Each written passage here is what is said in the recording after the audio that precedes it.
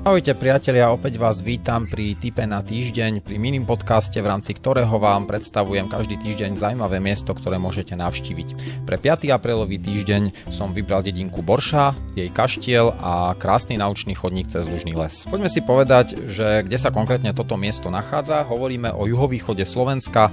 Je to pohraničná dedina, necelý 1 km od štátnej hranice Slovenskej a Maďarskej republiky a rieky Bodrog. Dedina je zaujímavá hlavne svojou históriou.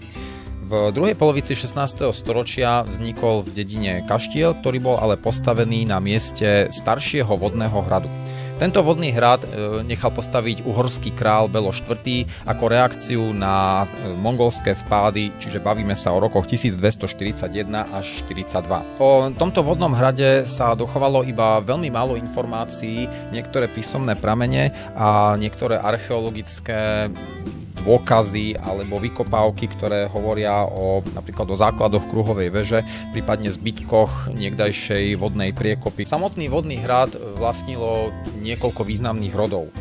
Najvýznamnejší z nich bol rod Rákoci, ktorý je pre históriu obce azda najdôležitejší. V roku 1676 sa v kaštieli narodil František II. Rákoci.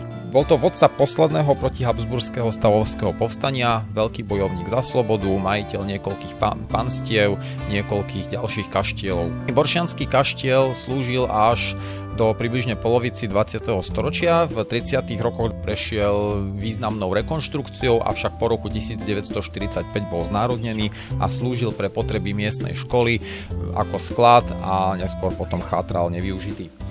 Po prevrate v roku 1990 sa začala jeho rekonštrukcia, tá však skončila neúspechom.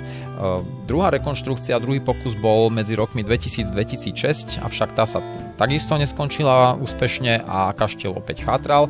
A posledná rekonštrukcia z roku 2018 až 2021 už bola dokončená, to je súčasný stav kaštiela, v ktorom nájdeme napríklad reštauráciu, rodové múzeum, atrakcie ako escape room alebo 360-stupňové kino, ktoré premieta krátke 7-8 minútové filmy, napríklad aj film o živote Františka II. Rákociho. Miesto ale nie je izolované, celá oblasť je historicky aj turisticky dôležitá. Z takých najbližších by som upozornil na krásnu prechádzku okolo jazera Podkova. Môžete navštíviť najnižšie položené miesto v obci Klin nad Bodrogom alebo podporiť miestnu gastronómiu a vinárstvo v obci Viničky.